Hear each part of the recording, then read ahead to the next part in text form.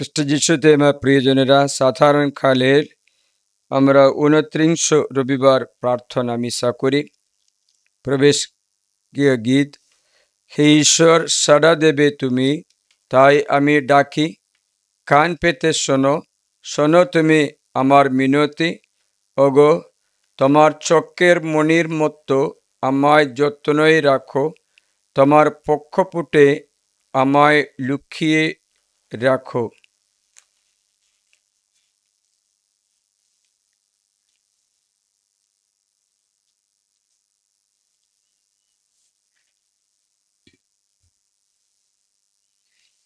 পিতা পুত্র পবিত্র আত্মার নামে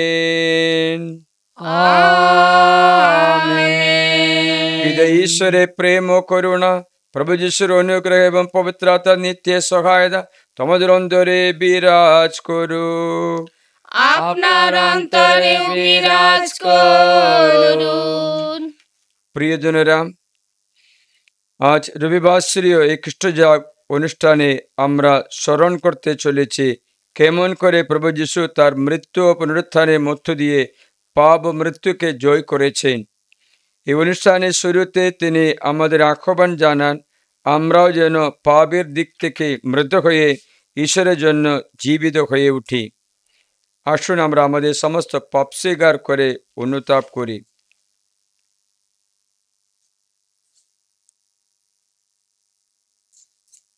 এখন এসো আমরা আমাদের সমস্ত পাপ স্বীকার করি সর্বশক্তিমান ঈশ্বরের কাছে এবং প্রিয় ভাই বোনেরা, তোমাদেরও কাছে আমি স্বীকার করি যে আমার চিন্তায় ও আমার কথায়, আমার কাজকর্মে ও আমার কর্তব্যের অবহেলায় আমি বহু পাপ করেছি। নিজেরই দোষে, নিজের গুরুত্বের দোষে। অতএব নিত্যকুমারী ধন্যা মারিয়াকে, সকল স্বর্গদূত ও সাধু সাথীকে এবং প্রিয় ভাই বোনেরা, তোমাদেরও আমার জন্য প্রভু পরমেশ্বরের কাছে প্রার্থনা করতে আমি মিনতি জানাই। সর্বশক্তিমান ঈশ্বর আমাদের প্রতি সদয় হন, আমাদের পাপ ক্ষমা করে শাশ্বত জীবন রাজ্যে আমাদের আনয়ন করুন। আমেন।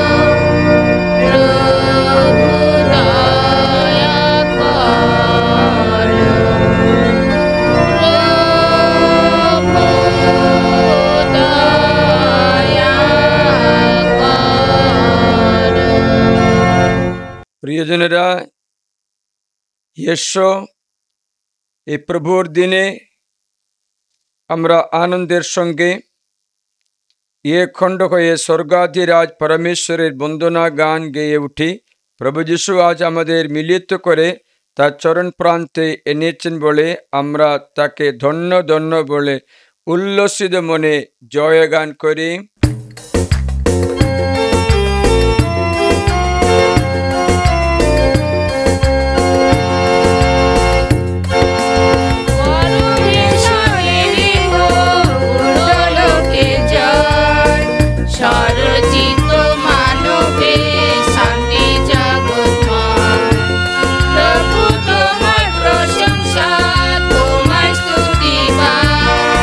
তোমায় পূজা, তোমায়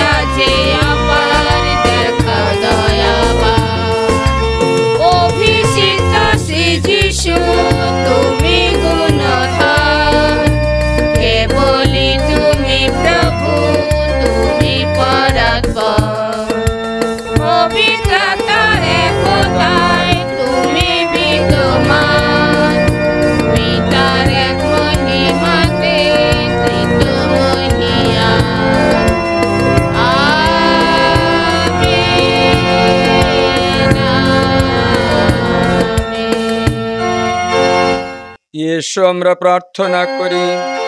এ পরমেশ্বর, দুঃখের বোঝা যখন ভারী হয়ে উঠে, বারবার ডাকলেও তোমার কাছ থেকে যখন কোনো সাড়া পাই না, প্রার্থনা করতে আমাদের হাত দুটো যখন আর উঠতে চাই না, তখন হে দয়াময়, এগিয়ে এসো তুমি। আমাদের অন্তরে নূতন করে এই বিশ্বাস জাগিয়ে তোলো যে নিষ্ঠার সঙ্গে যারা তোমাকে ডাকে, তাদের মিনতি একদিন না একদিন তুমি শুনবে। কেননা কোনো ভাবে তাদের প্রত্যাশা পূর্ণ করবে তুমি। তোমার পুত্র আমাদের প্রভু যীশু খ্রিস্টের নামে প্রার্থনা করি। পবিত্র বার্তার সংযোগে তোমার সঙ্গে জীবনময় সর্বনিয়ন্দা ঈশ্বরূপে তিনি যুগে যুগে বিরাজমান। আমেন। বসু, ঈশ্বরের বাণী শ্রবণ করুন।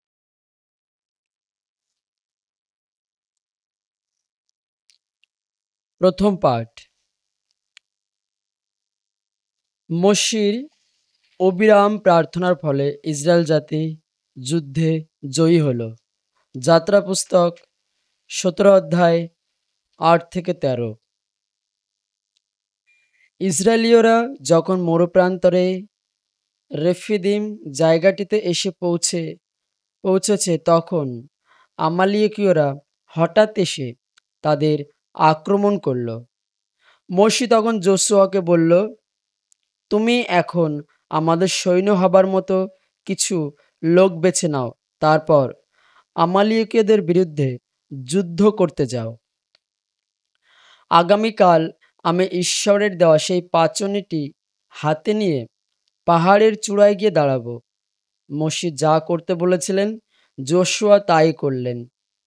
তিনি তখন আমালিকীয়দের বিরুদ্ধে যুদ্ধ শুরু করে দিলেন।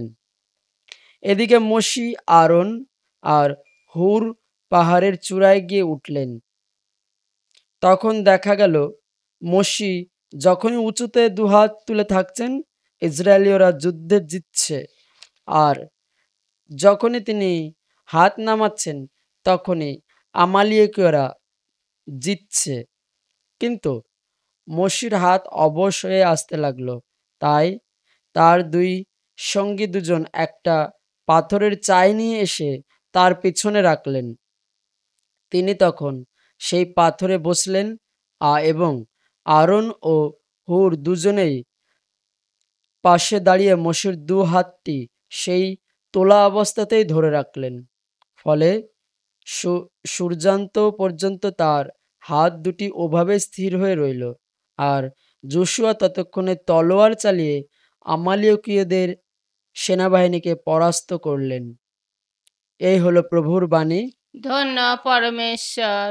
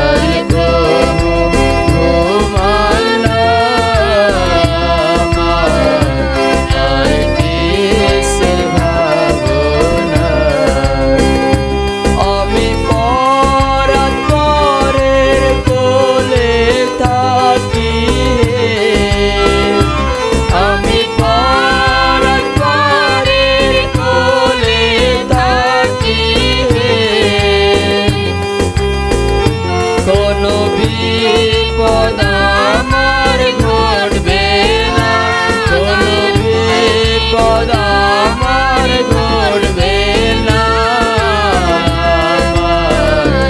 আর কিসের ভাবনা, আমার রাখাল প্রভু ঘুমানায় আমার, আর কিসের ভাবনা।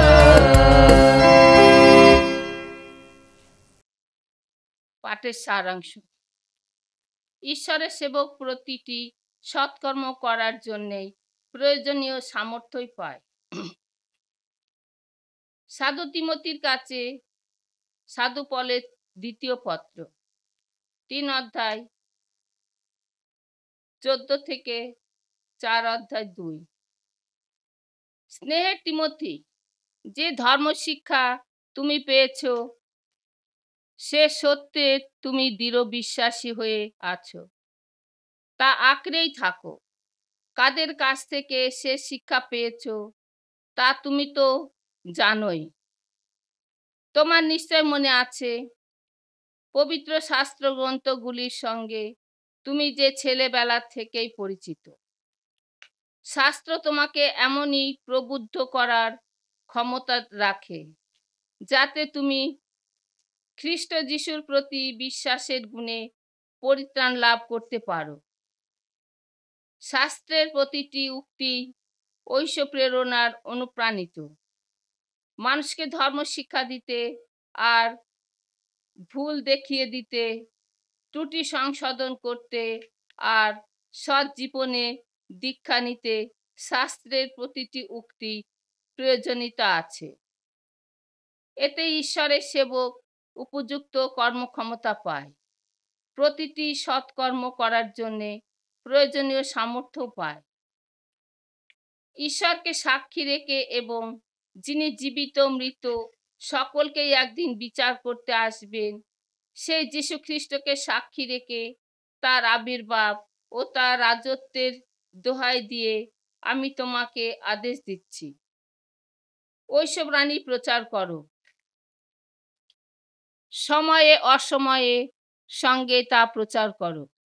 মানুষের যত ভুল ধারণা ভেঙে দাও, তাকে তিরস্কার করো, তার কাছে একান্ত আবেদন জানাও, আর সর্বদাই সহিষ্ণু হয়ে ধর্ম শিক্ষা দেওয়ার উদ্দেশ্য নিয়েই ওইসব কিছুই করো। এই হলো প্রভুর বাণী। ধন্য পরমেশ্বর।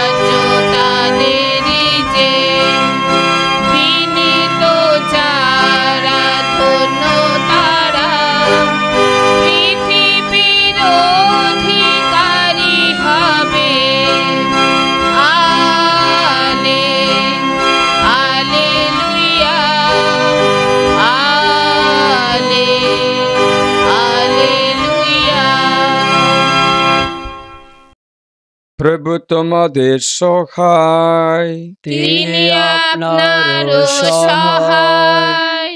লোক রচিত মঙ্গল সমাচার। হে প্রভু তোমার জয় হোক। অধ্যায় 18 1 থেকে 8।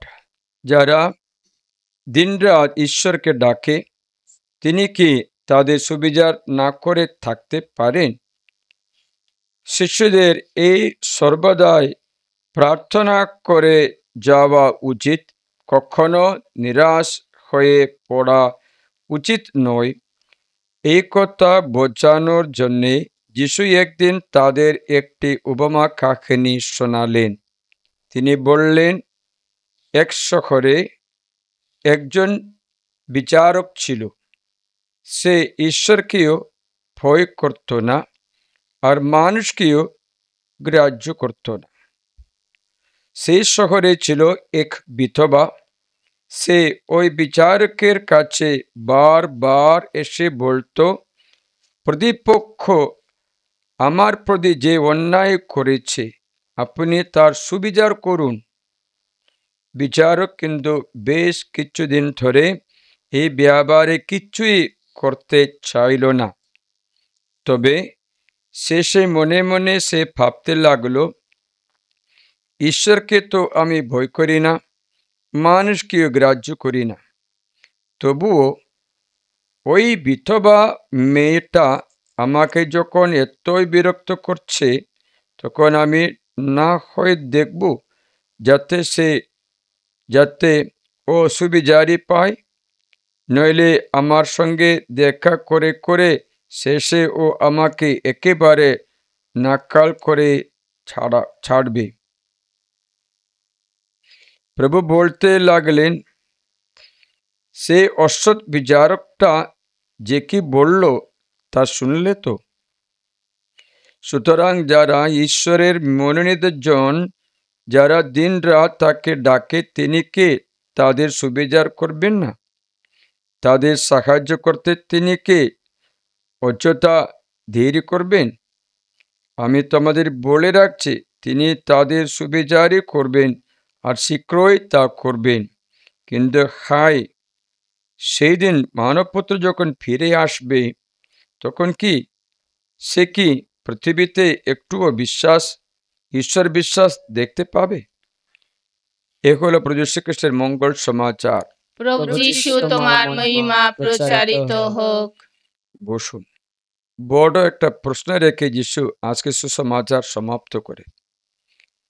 কিন্তু হায়, সেদিন মানবপুত্র যখন ফিরে আসবে, তখন সে কি পৃথিবীতে একটুও ঈশ্বর বিশ্বাস দেখতে পাবে?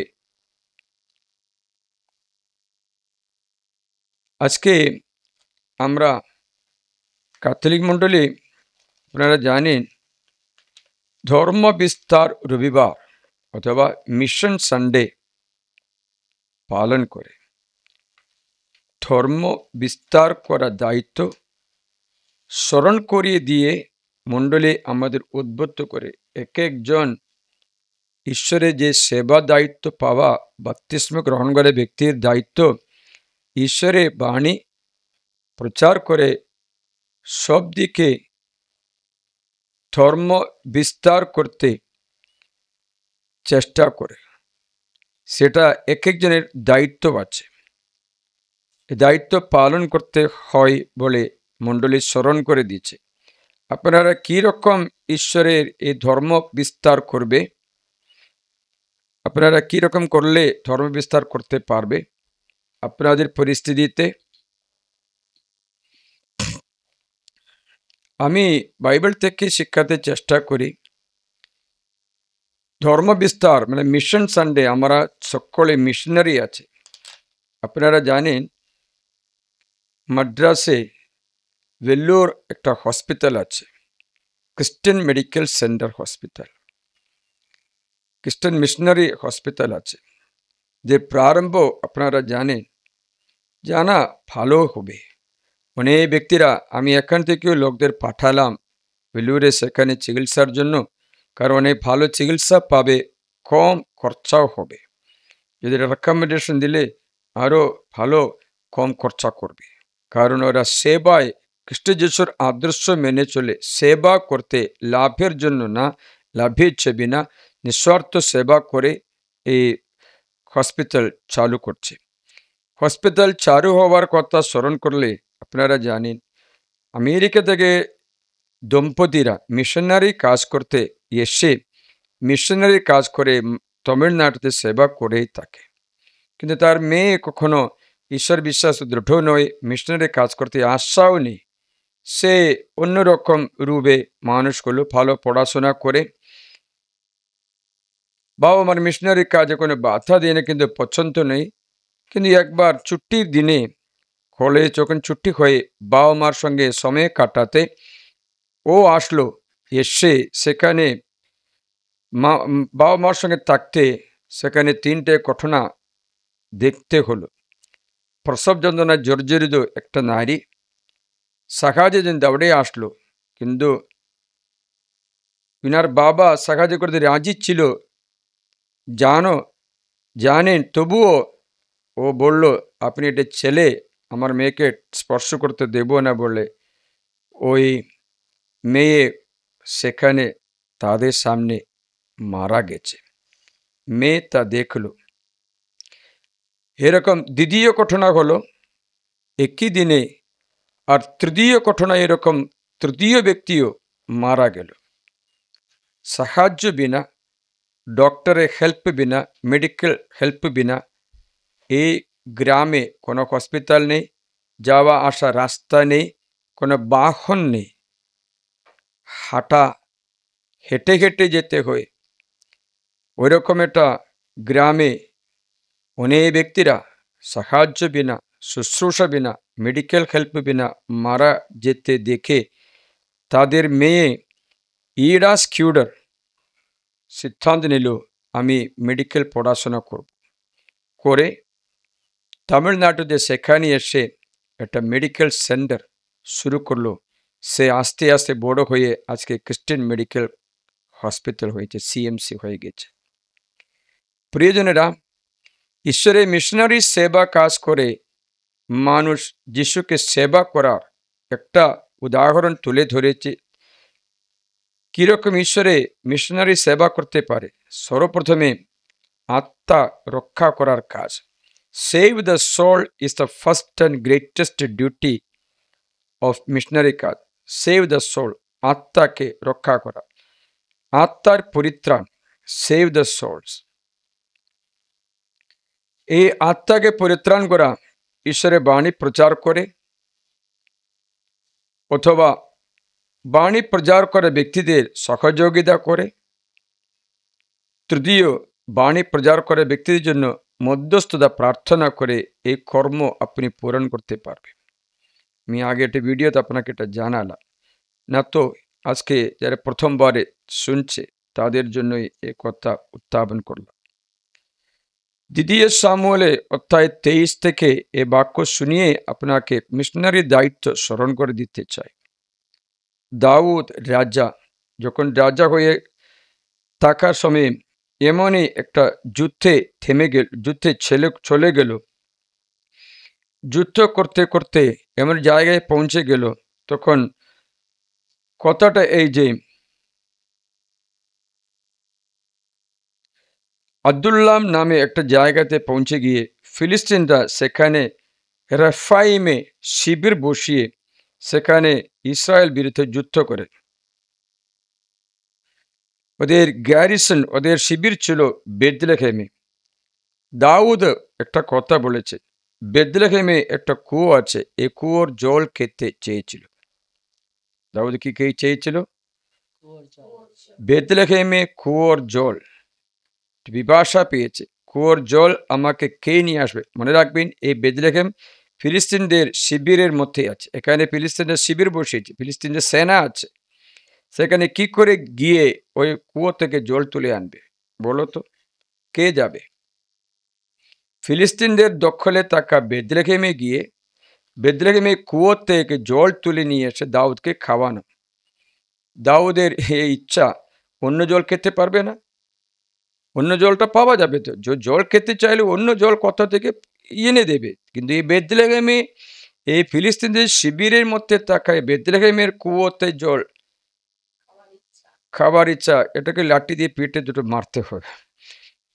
যাই হোক, দাউদের ইচ্ছা এরকম বাইবেলে কি লিখিয়েছে এমনি হাসাহাসির জন্য নেই, এমনি বাইবেল লিখেছে শিক্ষাবার জন্য লিখিয়েছে।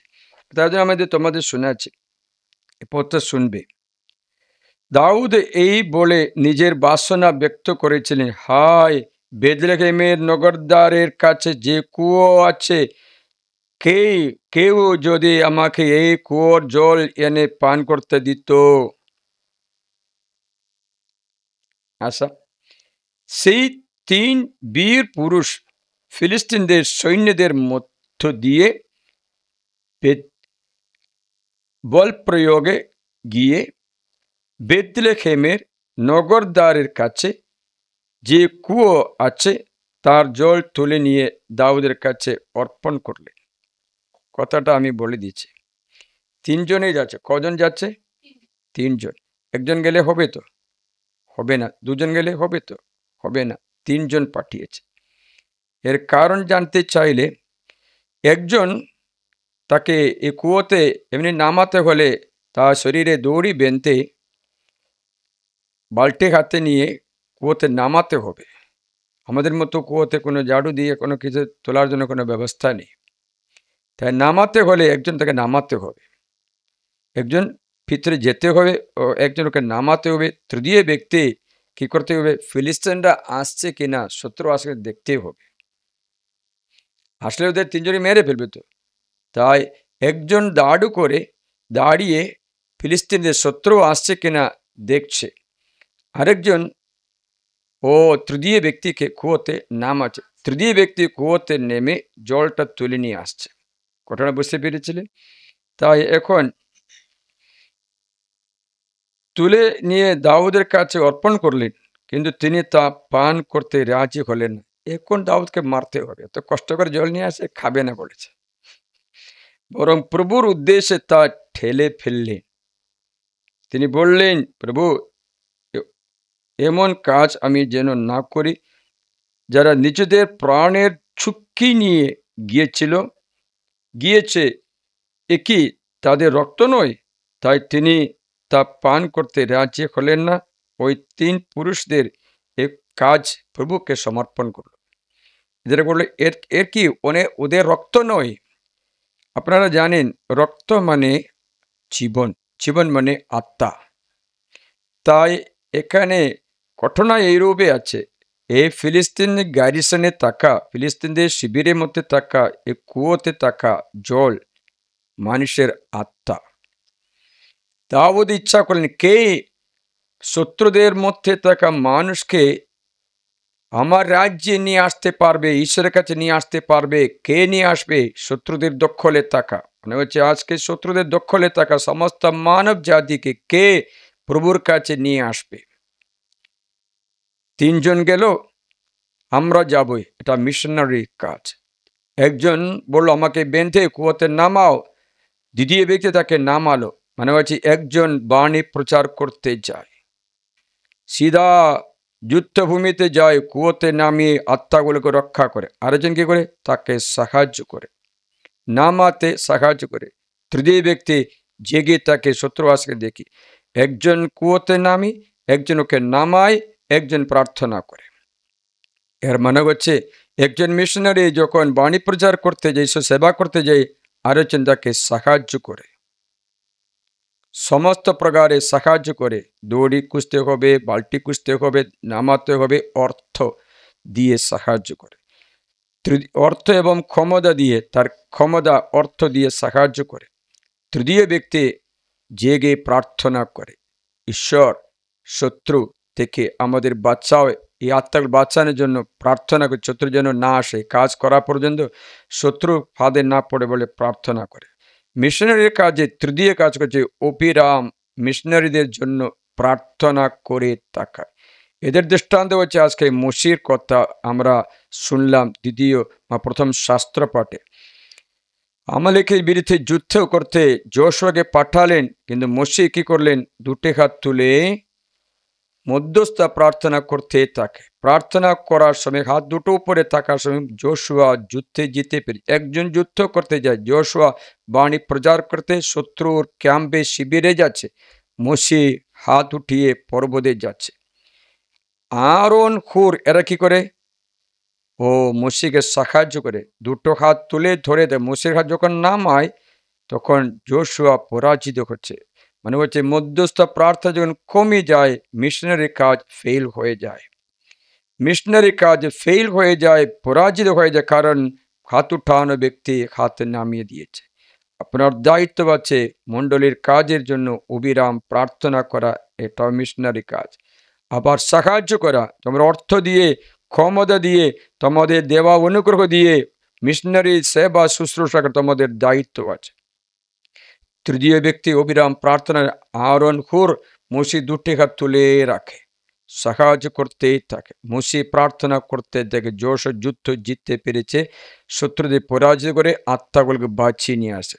দাউদ যখন ওই জলটা তার কাছে আনা আসে কি বললো, এটা ওদের রক্ত, আমি খাবো না, প্রভুকে দান করে। এর মানে কি জানো, মিশনারি কাজ করে উনি আত্মাদের আমরা সংগ্রহ করে প্রভুর কাছে নিয়ে আসার সময় প্রভুকে তা সমর্পণ করে সমস্ত গৌরব সমস্ত মহিমা প্রভুকে দিয়ে বলে আমরা অনুপযুক্ত দাস মাত্র, কর্তব্য পালন করেছি বলে নিজের জন্য কোনো স্তুতিও মহিমায় প্রশংসা না পেয়ে গোপনে থাকা, সবকিছু প্রভুকে ছেড়ে দিয়ে গোপনে যাওয়া, সবকিছু প্রভুকে সমর্পণ করা।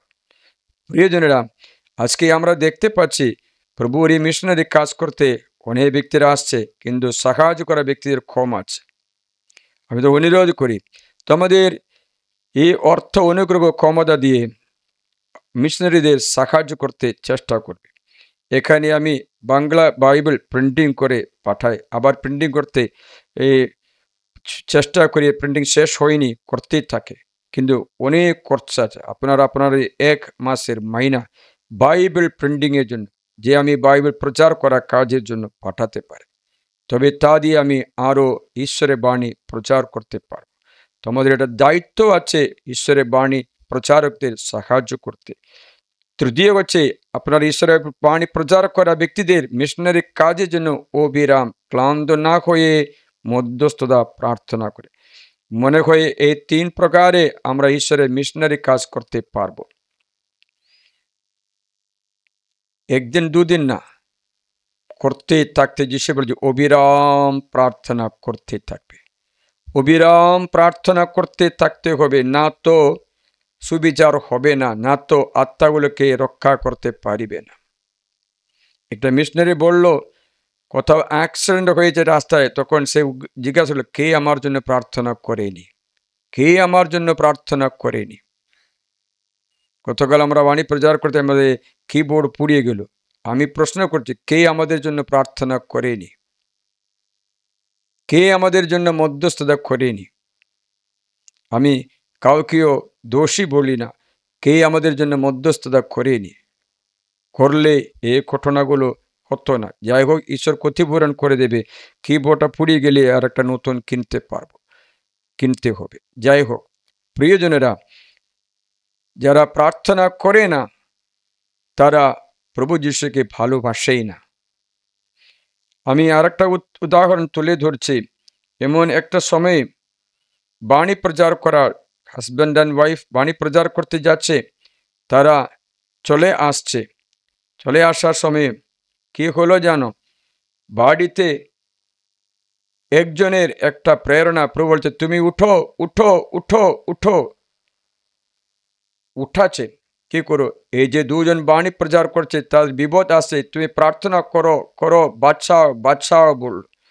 অন্তরে প্রেরণা পেয়ে সে উঠে, ও মাঝরাতে উঠে হাত উঠিয়ে প্রার্থনা করতে থাকে।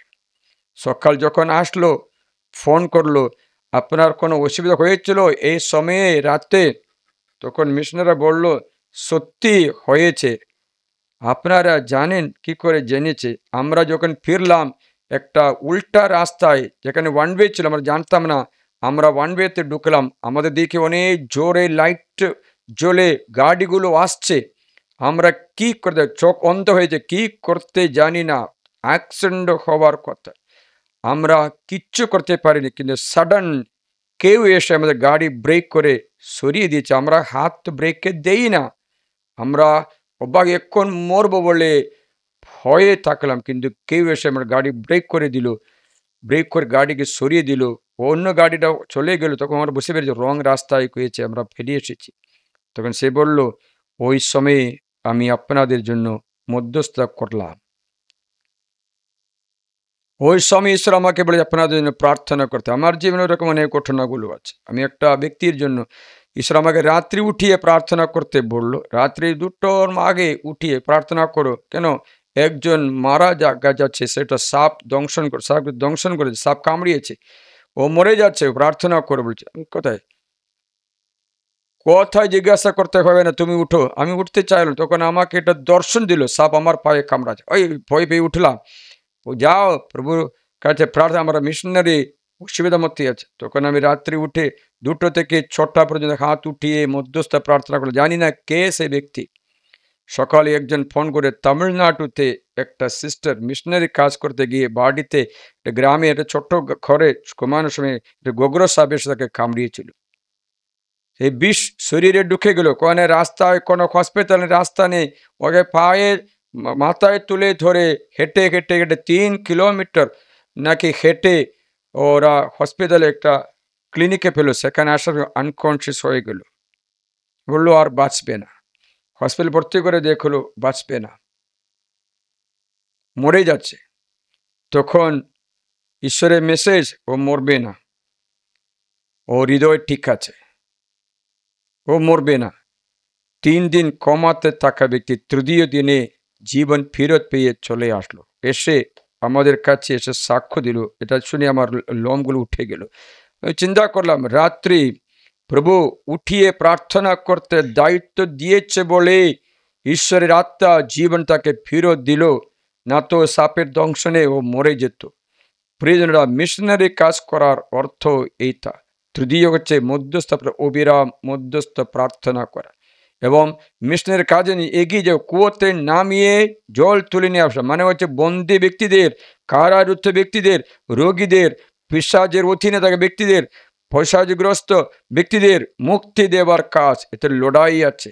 এই লড়াইতে আপনাদের সাহায্য দরকার।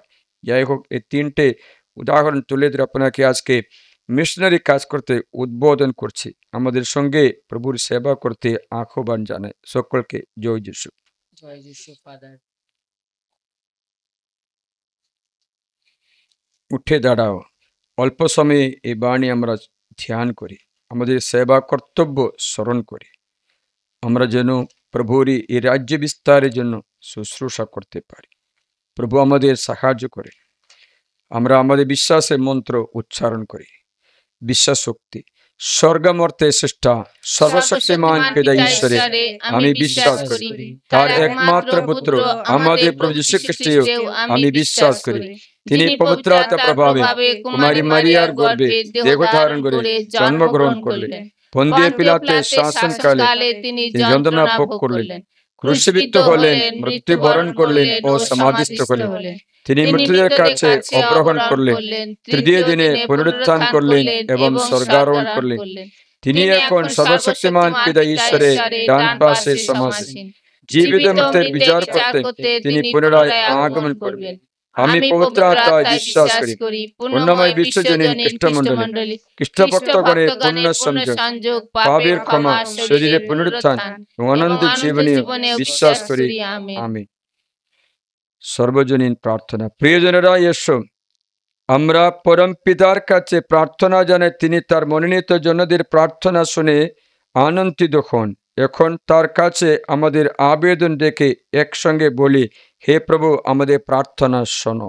হে প্রভু, আমাদের প্রার্থনা শোনো। আমাদের পূর্ণ পিতা লিও, আমাদের ধর্মপাল নির্মল, আমাদের পালপুরক জিদিনী, অন্যান্য মনোনীত অন্যান্য ধর্মপাল, সকল পুরোহিতগণ, ধর্মব্রতী এবং প্রচারকগণকে যেন অনবরত প্রার্থনার মধ্য দিয়ে খ্রিস্ট ভক্তদের কাছে এক দৃষ্টান্ত স্বরূপ হয়ে ওঠেন, তার জন্য আমরা প্রভুকে ডাকি। হে প্রভু, আমাদের প্রার্থনা শোনো। আমাদের খ্রিস্ট মণ্ডলী যেন এই রবিবাসরীয় অনুষ্ঠানে, ধর্মানুষ্ঠানে আন্তরিকতার সঙ্গে প্রার্থনা করে এবং এক প্রেমপূর্ণ জীবনে একত্রিত হয়ে, তার জন্য আমরা প্রভুকে ডাকি। হে প্রভু, আমাদের প্রার্থনা শোনো। আমাদের খ্রিস্টীয় পরিবারগুলি যেন প্রত্যেক দিন বাড়িতে শাস্ত্র পাঠে ও ধ্যানে অভ্যস্ত হয়ে উঠে, তার জন্য আমরা প্রভুকে ডাকি। হে প্রভু, আমাদের প্রার্থনা শোনো। বিপদগামী সমস্ত মানুষ যেন প্রার্থনার মধ্যে দিয়ে ঈশ্বরের কাছে ফিরে আসে এবং পরিত্রাণ লাভ করে, তার জন্য প্রভুকে ডাকি। হে প্রভু, আমাদের প্রার্থনা শোনো। আমাদের এই বাংলা ব্যাপটিস্ট সেন্টারের জন্য প্রার্থনা করি। এখানে অনেক প্রচুর আশীর্বাদ ঈশ্বর দান করেন। আমরা নব অভিষেকে অভিষিক্ত হই, তার জন্য আমরা প্রভুকে ডাকি। হে প্রভু আমাদের প্রার্থনা শোনো। প্রার্থনা সহ যাচনা করা অনেক ব্যক্তিদের, রোগীদের, ক্যান্সার রোগীদের, রোমানা অন্যান্য রোগীদের জন্য প্রার্থনা করে তারা যেন প্রভুর করুণা আশ্রয় লাভ করে। মনির জন্য প্রার্থনা করে, যেন ঈশ্বরের বাণী প্রচার করে। অন্যান্য ব্যক্তিদের স্মরণ করে প্রার্থনা করে তাদের শুশ্রূষা কাজ সুসম্পন্ন হওয়ার জন্য এবং ঈশ্বরের বাণী প্রচারে সকলে এগিয়ে আসতে, কৃপা দান করতে, রোগীদের নিরাময় করতে প্রার্থনা করি। হে প্রভু আমাদের প্রার্থনা শোনো। আমাদের ব্যক্তিগত উদ্দেশ্য, ব্যক্তিগত জীবন, আমার ব্যক্তিগত উদ্দেশ্য জীবন সারা জীব ঈশ্বরের বাণী প্রচার করতে এবং সমস্ত ধরনের শারীরিক মানসিক প্রলোভন থেকে রক্ষা পেতে এবং লাস্টের স্বর্গে পৌঁছতে ঈশ্বর কৃপা দান করে আত্মার পরিত্রাণ, নিজের পরিত্রাণ এবং ঈশ্বরের গৌরবের জন্য জীবনযাপন করতে পারি। তার জন্য প্রভুকে ডাকি। হে প্রভু আমাদের প্রার্থনা শোনো। হে স্বর্গীয় পরম পিতা, আমাদের প্রার্থনা সব সময়ে তুমি স্মরণ করো বলে আমরা তোমাকে ধন্যবাদ জানাই।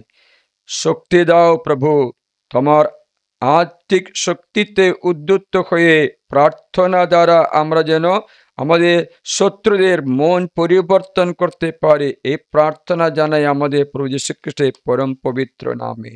আমেন। উৎসর্গের সময়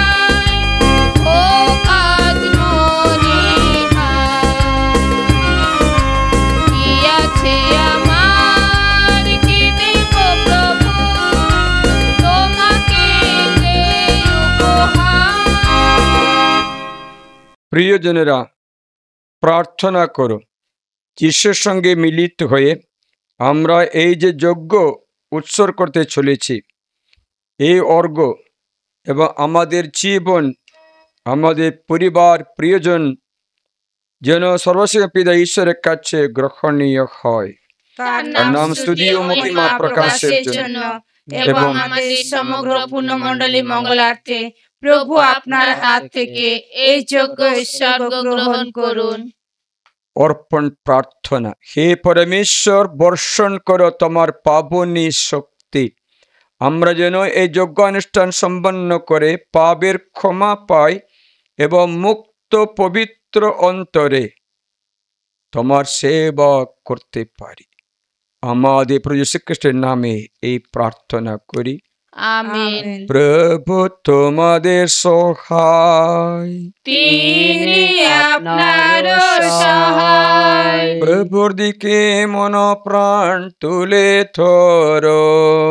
তারি দিকে তুলে ধরেছি আমাদের মন প্রাণ। ঈশ্বর পরমেশ্বর উদ্দেশ্যে কৃতজ্ঞতা জ্ঞাপন করি। ধন্য ধন্য প্রভুর নাম। হে পরম পিতা সর্বশক্তিমান সনাতন পরমেশ্বর, সর্বকালীয় সর্বস্থানে তোমার কাছে আমাদের কৃতজ্ঞতা নিবেদন করা সত্য এই উচিত, সত্য এই কল্যাণকর। তোমার এই আশ্রয়ে আমাদের জীবন ধারণ, আমাদের জীবন যাপন, আমাদের অস্তিত্বটাও তোমাতে নির্ভর। আমাদের প্রতিদিনের জীবনে আমরা তোমার পিতৃস্নেহের স্পর্শ পেয়ে থাকি। শুধু কি তাই, যিনি শাশ্বত জীবনের অগ্রিম দান স্বরূপ, আমরা তো সে পবিত্র আত্মাকে তোমার কাছ থেকে পেয়ে থাকি। তার এই শক্তিতে প্রভু যীশু মৃতদের মধ্য থেকে পুনরুত্থিত হয়েছেন বলে আমরা এই আশা রাখতে পারি যে আমরাও একদিন খ্রিস্টের মতো মৃত্যুঞ্জয় হয়ে চিরকাল তোমার সঙ্গে মিলিত হতে পারব। তাই হে পিতা, আমরা স্বর্গদূত বাহিনীর সঙ্গে কণ্ঠ মিলিয়ে উল্লসিত মনে ধ্বনিত্ব করে এই অবিরাম মহিমা গান।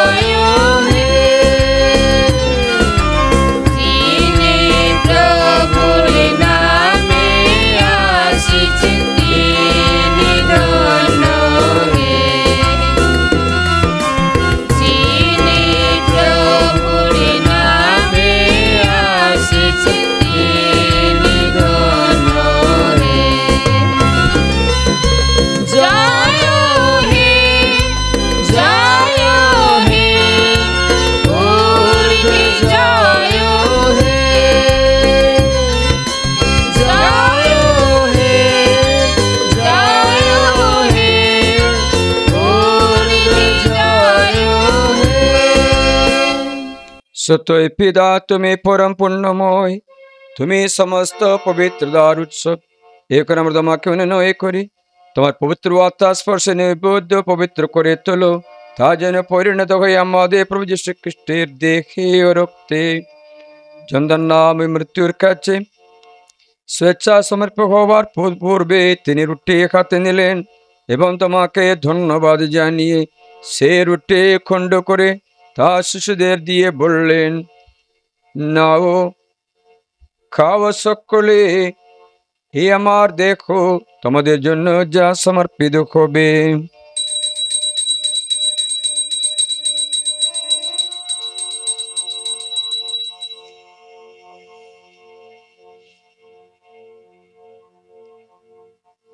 তেমনি ভাবে সন্ধ্যা ভোজের পরে তিনি পান পাত্রটিও নিলেন, তোমাকে পুনরায় ধন্যবাদ জানিয়ে তিনি পাত্রটি তার শিশুদের দিয়ে বললেন, নাও, পান করে সকলে আমার রক্তের পাত্র, নূতন ও শাশ্বত সন্ধির রক্ত। এই রক্ত তোমাদের জন্য আর সকল মানুষের জন্য ভাবময় উদ্দেশ্যে পতিত হবে। তোমরা আমার শরণার্থে অনুষ্ঠান করবে।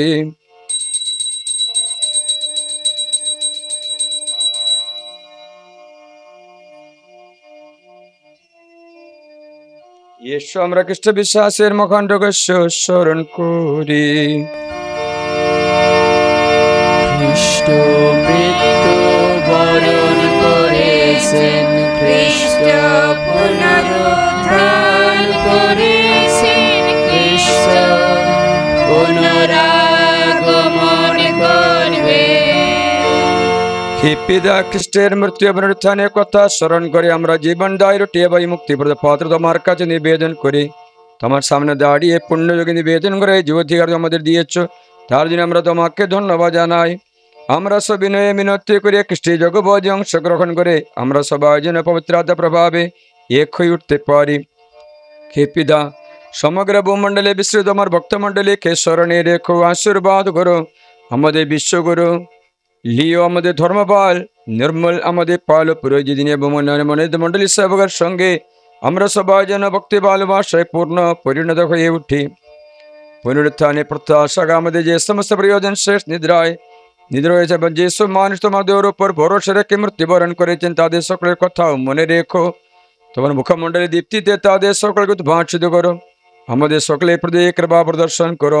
ঈশ্বর জননী ধন্য কুমারী মারিয়া, ধন্য জোসেফ, ধন্য প্রেরিত দূতগণ এবং যুগে যুগে যে সকল সাধু ব্যক্তি তোমার প্রীতি লাভ করেছেন, তাদের সঙ্গে আমাদেরও শাশ্বত জীবনে সকমায় হওয়ার যোগ্য করে তোলো। আমরা যেন তাদের সঙ্গে মিলিত ধর্ম মহিমা কীর্তন করতে পারি। তোমার পুত্র আমাদের যীশুখ্রিস্টের নামে প্রার্থনা করি। তার দ্বারা, তার সঙ্গে, তারই মধ্যে পবিত্র আত্মার সংযোগে হে সর্বশক্তিমান পিতা পরমেশ্বর, সমস্ত গৌরব তোমারি, তোমারি সমস্ত মহিমা যুগে যুগান্তরে। আমেন। আমাদের মুক্তিদাতা যিশুর উপদেশ অনুসারে তারই শিক্ষায় প্রাণিত হয়ে গভীর বিশ্বাস আমরা প্রার্থনা করি। আমাদের স্বর্গস্থ পিতা, তোমার তোমার নাম নাম পূজিত হোক, তোমার রাজ্য প্রতিষ্ঠা হোক, তোমার তোমার ইচ্ছা ইচ্ছা যেমন স্বর্গে তেমনি মর্ত্যে পূর্ণ হোক। আমাদের দৈনিক অন্ন আজ আমাদের দাও, এবং এবং আমরা আমরা অন্যের অপরাধ ক্ষমা করি, তেমনি তুমি আমাদের অপরাধ ক্ষমা করো। আর আমাদের প্রলোভনে পড়তে দিও না, বরং অনর্থ থেকে রক্ষা করো। এই পিতা, তোমাকে মিনতি জানায় সকল অমঙ্গল তুই আমাদের রক্ষা করো। প্রসন্ন হয়ে তুমি জীবনে আমাদের শান্তি দাও। আমরা যে তোমার করুণার উপর নির্ভর করে পাপ থেকে সর্বদা মুক্ত থাকে এবং নিঃসঙ্গটে নিরাপদে জীবন যাপন করি। ত্রাণকর্তা যিশুর আগমনের আনন্দময় প্রত্যাশায়। কারণ রাজ্য, পরাক্রম, মহিমা যুগে যুগে তোমারই। হে প্রভু যীশু খ্রিস্ট, তুমি তোমার শিষ্যের কথা বলেছিলে, তোমাদের জন্য শান্তি রেখে যাচ্ছি, আমার এই শান্তি তোমাদের দিলাম। আমাদের পাপে প্রতি নয়, তোমার ভক্তমণ্ডলী বিশ্বাস দৃষ্টিপাত করো, আমাদের সকলের মধ্যে প্রতিষ্ঠা করো। তোর আকাঙ্ক্ষিত শান্তি একদা, কারণ বিশ্বপ্রভু রূপে যুগে যুগে বিরাজমান। আমেন। প্রভুর শান্তি সর্বদা তোমাদের মধ্যে বিরাজ করুক। আপনার অন্তরে বিরাজ করুন। এসো আমরা পরস্পরকে শান্তি সম্ভাষণ জানাই। শান্তি হোক। শান্তি, শান্তি, শান্তি।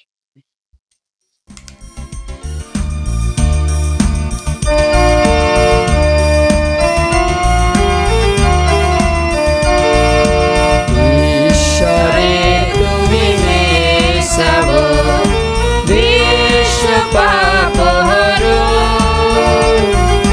দুঃখে পাপের নরের প্রতি প্রভু দয়া করো।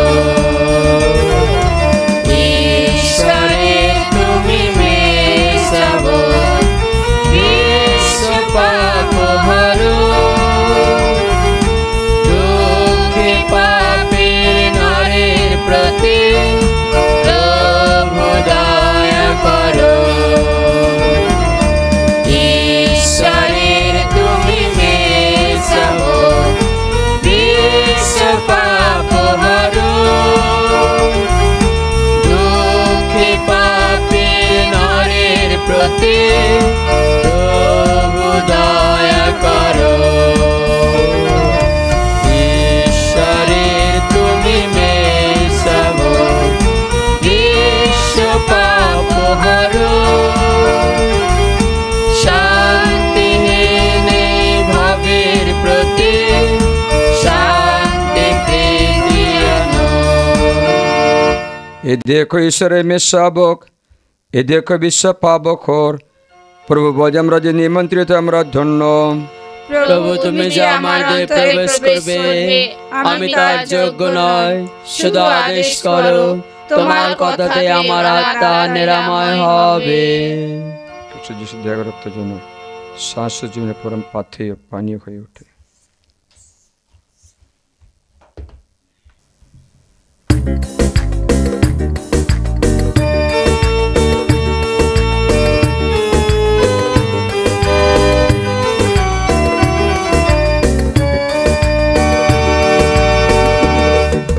তুমি প্রকৃত মেষপালক, সত্য প্রবেশদ্বার,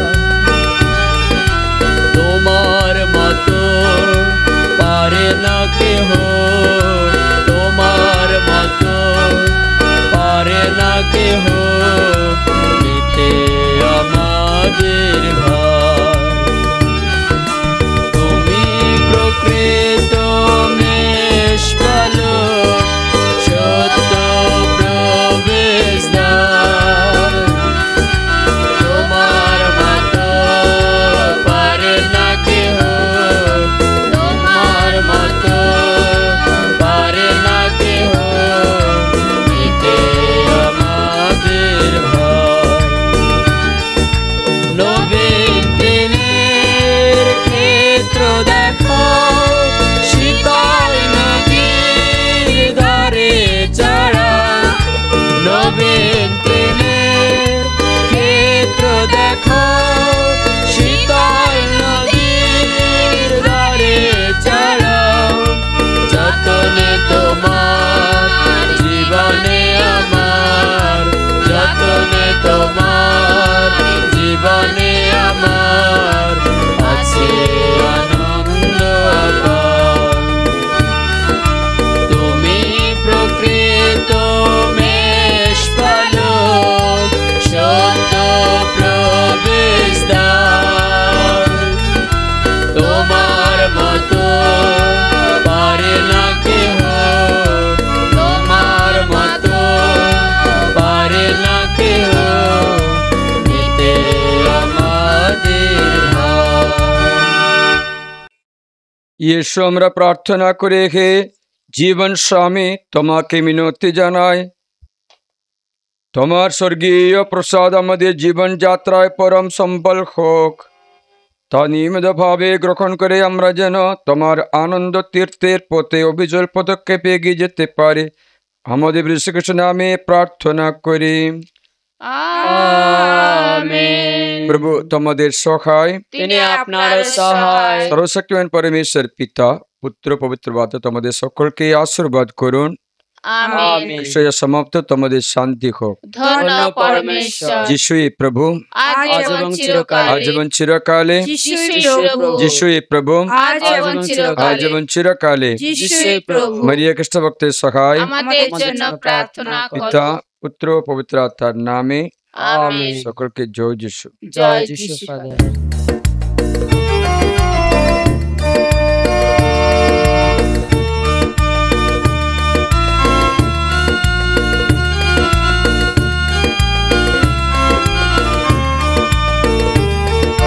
সিয়নের যাত্রা পথে